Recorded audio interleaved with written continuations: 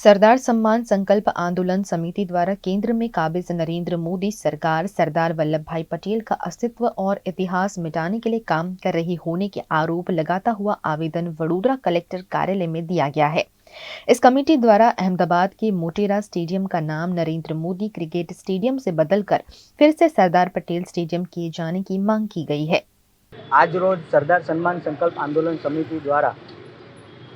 મોઢેરા સ્ટેડિયમનું નામ સરદાર વલ્લભભાઈ પટેલ ફરીથી સન્માનભેર કરવામાં આવે અને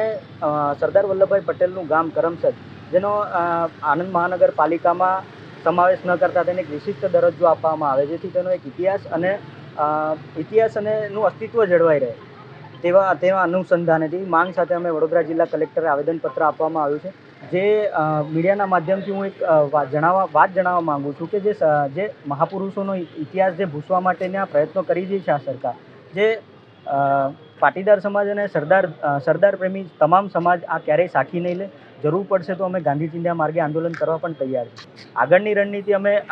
જિલ્લા અને તાલુકા લેવલ પર અમે સંગઠન દ્વારા ઘરે ઘરે જઈને સરદાર એટલે કોણ એ કાર્યક્રમના ભાગરૂપે અમે તમામ સરદાર પ્રેમી તમામ ધર્મના આગેવાનોને અમે પૂછીશું કે આ જે વાત થઈ છે, જે નામ બદલવામાં આવ્યું છે, જે સાચું થયું છે કે ખોટું થયું।